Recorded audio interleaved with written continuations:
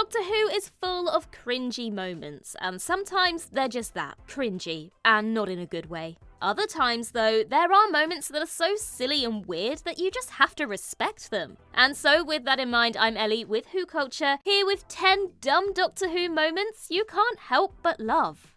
Number 10. Chocolate! In The Vanquishers. And you're welcome for that lovely performance right there. Doctor Who Flux, the 13th series of the revival, got mixed reviews following its less-than-stellar final episode, The Vanquishers. The Doctor splits herself into 3 different copies, presumably to keep up with the utterly absurd number of side characters in this story. One version teams up with Dan and Yaz to take down the Sontarans, who have claimed Earth as their own. When confronting one of the Potato Men, the trio make a rather odd discovery about the species. They love a bit of chocolate. During an inspection of a corner shop, one Sontaran leader gorges himself on the sweet stuff until the good guys catch him. They offer to give them the recipe for chocolate in exchange for access to the Sontaran Psychic Command Center. I mean, it's utterly absurd to see a member of the universe's mightiest warrior race so easily controlled by a snack. And it's also disgusting. The way that Sontaran's tongue moves will haunt your nightmares forever. Still, you know what? It's actually kind of funny. Certainly one of the most memorable things about this episode, and that is saying quite a lot. Number 9. A one-shark open sleigh in A Christmas Carol. Doctor Who's 2010 holiday special saw the Doctor attempt to change the past of Kazran Sardik, a grumpy old man played by Michael Gambon. Sardik controls a cloud belt, presumably with the Elder Wand, that has ensnared a large space liner, so the Doctor has to go all Scrooge on him to make him see the error of his ways. Anyway, one Christmas Eve in Sardik's past, the Doctor decides to take him and their newfound friend Abigail for a sleigh ride. Not just any sleigh ride though, one that is powered by a flying shark. A small boy, an opera singer, and a young Prince Philip flying through the air on a shark-pulled sleigh. It's silly as all hell, but it's the exact kind of silly that makes this show so endearing. Number 8. SOLDEED'S speech in The Horns of Nimon. Classic Doctor Who should come with a warning for vegetarians, because some of the acting is so hammy that they might not be allowed to watch it. The absolute ham daddy is this brilliantly naff speech from the 4th Doctor serial The Horns of Nimon. It's set on 2 planets and features a Minotaur-like species of aliens called Nimons. It also features a character called Soldeed, and oh boy, he's a real hoot. In his final speech to Romana, he speaks like William Shatner on meth, stretching every word out to the oddest extreme. If he were in a pantomime, the director would take him to one side and tell him to turn it down a bit. Graham Crowden, the actor who played Soldeed, sadly passed away in 2010 at 87 years of age. And we should all take this moment to pay tribute to the man and thank him for gifting us this wonderfully awful scene. Number 7. Dinner Time in The End of Time Part 1. While it can be very silly at times, Doctor Who does also need to be scary for it to work. Unfortunately, the line between silly and scary sometimes gets a little blurred, including this scene from the 10th Doctor's 2-part finale, The End of Time. The Master is hiding out in a junkyard, recently returned to life by a group of his followers. He's hungry, ravenous in fact, and decides to chow down on a tasty-looking burger. However, he starts to enjoy the meal a little too much, which freaks out 2 bystanders. Oh, and he also eats the poor burger van lady because, well, he's a dick. This sequence concludes with John Sims screaming the gloriously cheesy line, "Dinner time!" before leaping into the air and pouncing on his next meal.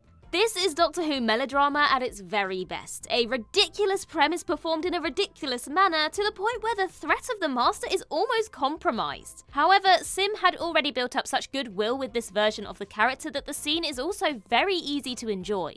Number 6. Bend It Like 11 in The Lodger. Not only is 11th Doctor Matt Smith annoyingly good at acting, he was also a skilled footballer in his youth. His grandfather used to play professionally and Matt wanted to follow in his footsteps. He played for a number of prominent teams including Nottingham Forest and Leicester City until a back injury put an end to this dream. We'd feel sorrier for him if he wasn't so talented and handsome. Smith got the chance to put his footy chops to the test in Series 5's The Lodger, which features a ridiculous yet impossible to dislike scene all about the beautiful game. When finding out that a pub football team is down a player, the Doctor joins in an effort to appear more human. Turns out he's great at it, running rings around the other players and scoring goals that would make Grandpa Smith proud. It is an incredibly cringy sequence and it takes up way too much time in the episode, but it's nice to see a window into what Smith's footballing career might have actually looked like. Number 5. The Candyman in the Happiness Patrol. Whatever Doctor Who's writers were taking in the 80s should be available on the NHS because they were clearly having the best time throwing wacky nonsense at the wall to see what stuck. One idea that somehow made it to air was this completely bonkers villain from the 7th Doctor serial, The Happiness Patrol. Set on a planet where sadness is outlawed, The Happiness Patrol introduces us to maniacal ruler Helen A, yep, that's her name, and her robot henchman, the Candyman. He's a robot made of sweets, like Bertie Bassett meets the Terminator. Now there's an episode idea. To give the gassed-up writers their dues, it's actually not an awful idea. The whole point of the Happiness Patrol is to show that forced joy is actually far deadlier than lament, so a killer machine made of tasty treats fits that idea perfectly. But to take that credit immediately away from them, the execution here is obviously naff. The costume, the voice, the fact that he's a robot made of sweets. However, we'd be lying if we said we didn't enjoy it. This is exactly the kind of so bad it's good content Doctor Who is so brilliant at. Number 4. Angelic ASCENT in Voyage of the Damned. Doctor Who is as big a Christmas tradition for some as a turkey dinner. The Who Christmas special was one of TV's most anticipated episodes every single year, even if the writers did tend to take them a bit less seriously than usual. Take this moment from the 2007 Yuletide broadcast. After the starship Titanic is hit by an asteroid field and set on a collision course for Earth, the surviving passengers begin to lose hope as their efforts to escape fail spectacularly. There's only one solution, an action hero montage featuring the Doctor as John McClane.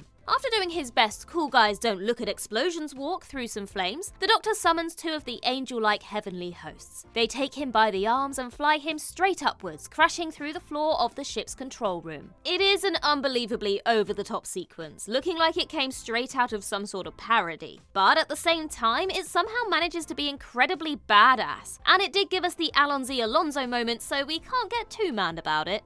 Number 3. Killer Christmas Tree in the Christmas Invasion.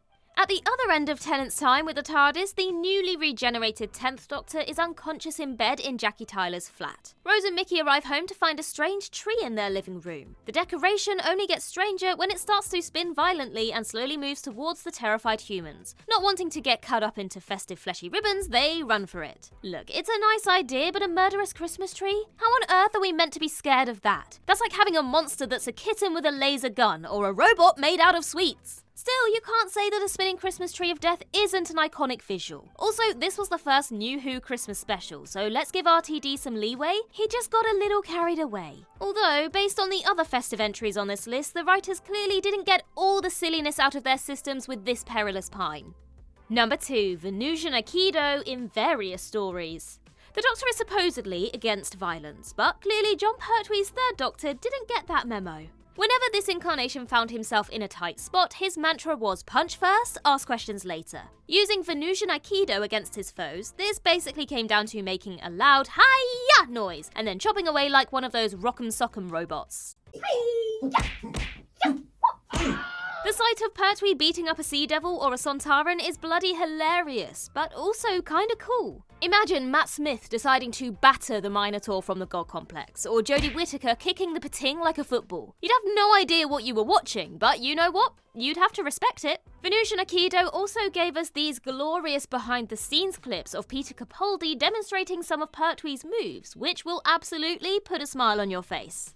Number 1. Rah Rah Rasputin in The Power of the Doctor. Jodie Whittaker's final regular episode as the Doctor will be remembered for 2 things. The appearance of David Tennant as the 14th Doctor, and Sacha Dhawan's master giving the performance of a lifetime to the sounds of Boney M. After capturing the Doctor with a little help from the Daleks and the Cybermasters, the renegade Time Lord takes some time to celebrate his glorious achievement. Oh, and we should probably mention that he's been masquerading as Rasputin prior to this. While watching the episode for the first time, you could see where this was going. With the touch of a button, a sound system begins playing the hit song Rasputin as the Master does a little victory dance. There are some other things important to the plot going on while this happens, but who cares? Just look at this dancing. It's cringy as all hell, but you know what? It's so much fun. In a way, it's Doctor Who at its best. The Power of the Doctor didn't make much sense, but it was a big-hearted crowd pleaser of an episode, with many moments, including this one, that Whovians will never ever forget. And that concludes our list. If you think we missed any, then do let us know in the comments below, and while you're there, don't forget to like and subscribe, and tap that notification bell so you never miss a Who Culture video again. Also head over to Twitter and follow us there, and I can be found across various social medias just by searching Ellie Little Child. I've been Ellie with Who Culture, and in the words of Riversong herself, goodbye, sweeties.